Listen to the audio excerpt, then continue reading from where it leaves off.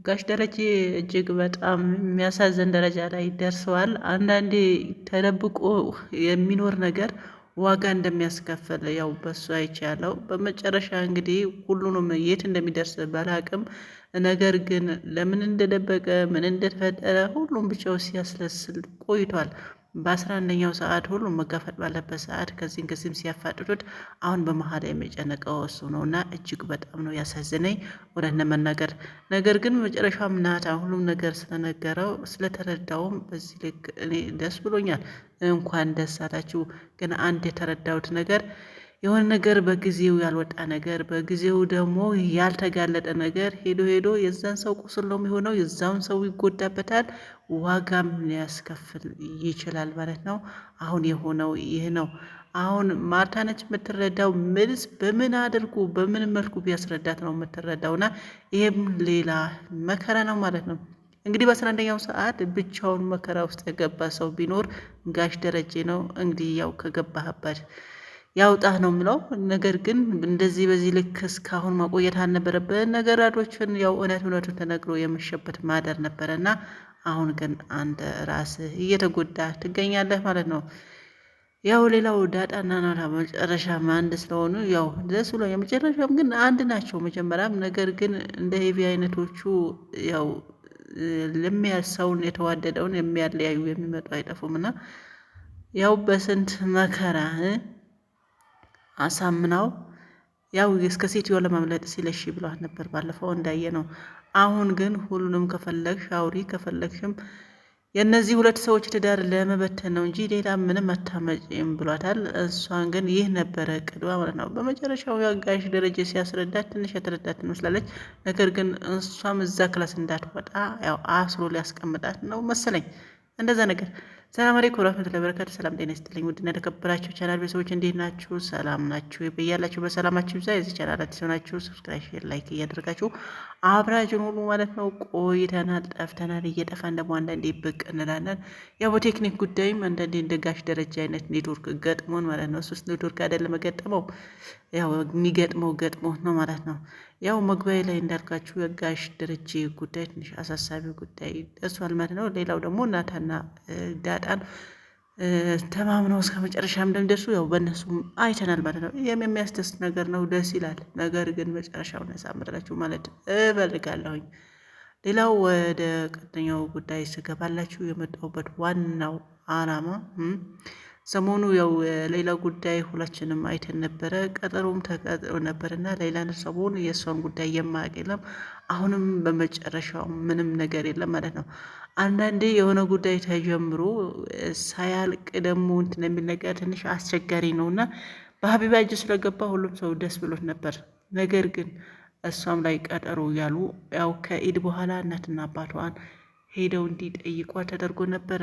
አሁን ስለሷም ነገር ምንም መልስ የለምና ዝም ነው፣ ጭጭ ነው ማለት ነው።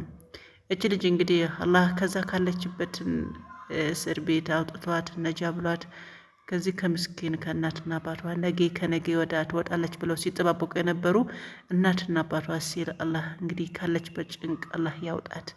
ሁላችሁም ድዋ አድርጉላት። ነገር ግን አንዳንድ ወዳደሮች ግን በሷን የሚተዳደሩ በሷን ብር ለመተዳደር ለሀጫቸው የጣሉ ሰዎች አሉና 10,000 ሰጠን 5,000 ሰጠን ተብሎ ስማቸው ባይጠቀስም እንደዛ ብሎ አጎቷ ተናግሮ ነበር ባለፈው። አው ተብሎ ነበረ። ነገር ግን ይሄ ነገር እውነት ቢሆን ነው እስካሁን የዘገየው እንጂ የሟች ቤተሰብ ብሩ ከሞላለት እንግዲህ ፍርዱ በብር ቀይሮት ብር ይሰጠኝ ልጅቷ አትገደሉ ቃል ገብቶ ነበረ። ያንን በምርጥ ኢትዮጵያውያን ተሰብስቦ ወደ 2 ሚሊዮን ሪያል እንግዲህ 200 ነው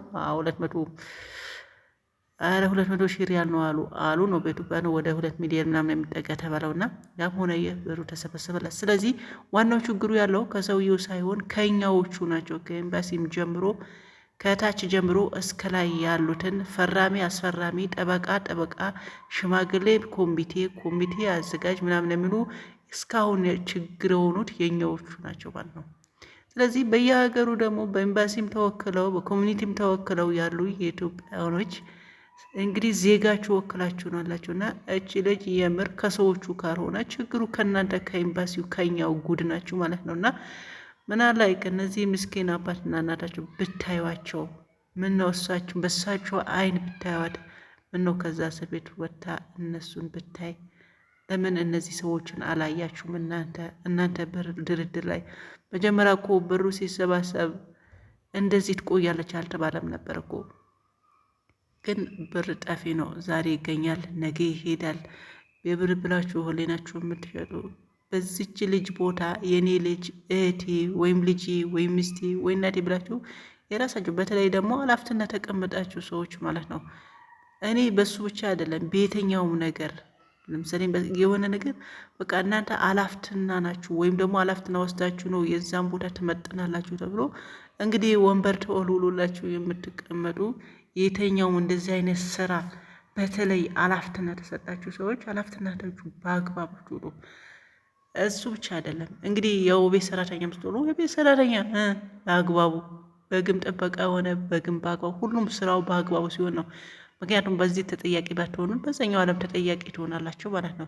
የሆነ ነገር ሰው አምኖባቸው ሀገር አምኖባቸው መንግስት አምኖባችሁ ነው የሆነን ቦታ የሚቀመጡት እንጂ ዝም ብላችሁ የራሳችሁ ወንበር ለማሞቅና የግል ጥቅማ ጥቅማችሁ ስትሉ ከሆነ ይህ ምናልባት አሁን ላታውቁ ትችላላችሁና ያው ማንም ሰው የዘራውን ያጭዳል። መጨረሻችሁ ነው የምታጭዱት ማለት ነው። ዘራችሁትን ታጭዳላችሁ። አዎ ታጭዳላችሁ። እንግዲህ አንድ ሰው መጥፎ የሚሰራ ጥሩ ያው የሚሰራ የራሱ ሲል ነው። ስለዚህ እንደዚህ በተለይ አላፍትና በተለይ ደግሞ እንደዚህ ከሰው ህይወት ላይ የተያዘ ነገር ካለ አንድ ሰው እንግዲህ የሚያተርፈው አላህ ነው፣ ግን ሰበብ የምትወቱት እናንተ ናቸውና እዛን ነገር ሰበብ ሆናችሁ ቶሎ መዳን እያለበት ስታንቀራፍፉ አንድ ሰው ህይወት ያሉ ተጠያቂው እናንተ ናቸው ማለት ነው። ምክንያቱም መስራት አለባችሁን ያክል አልሰራችሁም። አሁን ይህን ብር ከተሰበሰበ አመት ሆኗል። ስለዚህ ችግሩ የዛ የአረቦቹ ወይም ደግሞ የሟች ቤተሰብ ሳይሆን የኛዎቹ ጉድ ናችሁና እባካችሁ በተለይ የሌላ ነው ጉዳይ የያዛችሁ ከሪያድ ኮሚቴ ጀምሮ እንግዲህ መጀመሪያን ብር ስታሰባስቡ የነበራችሁ አሁንም ምናልባት በእኛ አካውንት አልገባም ብላችኋል። አዎ በእናንተ አካውንት ላይ ገባ ይችላል። ነገር ግን አላፍትና ወስዳችሁ ስታሰባስቡ እንደነበራችሁ አሁን አላፍትና ወስዳችሁ እዚህ ነገር እንዲሳካ መጠየቅ አለባችሁ፣ ማፈላለግ አለባችሁ። በዛ ሰዓት ብሩ እንዲሞላ በእውነታው ጊዜያችሁን ጉልበታችሁም ሰውታችሁና አንድ ሰው ከምንም በላይ ጉልበቱ ሰዓቱ መሰወቱ እንደ እርዳታ ሳይሆን ከእርዳታም በላይ ነው። ብር የሚሰጠው ሰው ዝም ብሎ ነው ብሩ የሚሰጠው እንጂ 4 ሰዓት እንቅልፍ ትቶ ላይፍ ላይ ቁጭ ብሎ አይደለም። ያነሰላችሁ ስራ ትመሰገናላችሁ።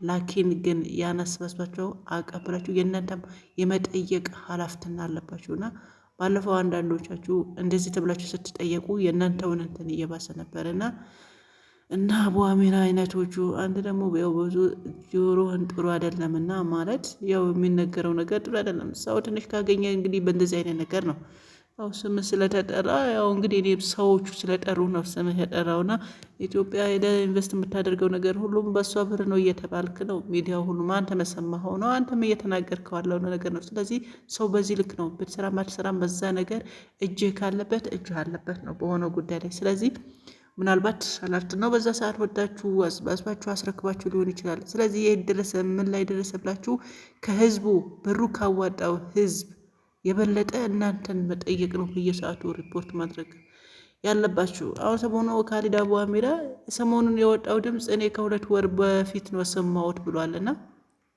ህዝቡ ግን ሰማው ሰሞኑ ነበረ በእስር ቤት ሆና እንደው እንድሞት ድምፅ ሆኑኝ የተባለው ይሄን የወጣው ከ2 ወር በፊት ነው አለ። ግን ምንም ከ2 ወር በፊት ደግሞ ምንም ያልከው ነገር የለም። ይሄን ሰምታ ዝም ነው ያልከው ማለት ነው ሰውዬው። ግን አሁን ሙባረክ ይዞ ሲወጣ ከዛ በፊት ነው ሰማው።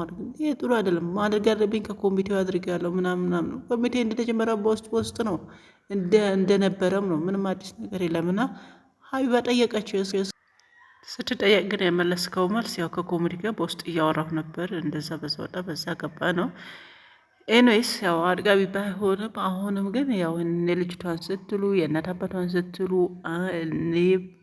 ቤተሰቦቿ ሄዱም አልሄዱም እናንተም የመጠየቅ መብት አላችሁ። በጣም ከህዝቡ በላይ ህዝቧን ብሩ የት ሄደ ያዋጣ ነው ብሎ ሆይ ብሎ ነው ተነሳው። ስለዚህ እናንተም ኃላፊነት አለባችሁ ለማለት ያህል ነው። በተረፈ ሁላችሁም እንግዲህ ያው በዱዋ ነው። ዱዋ አድርጉላት ሌይላ ካለች በጭንቀት እንድትወጣ ለማለት ያህል ነው።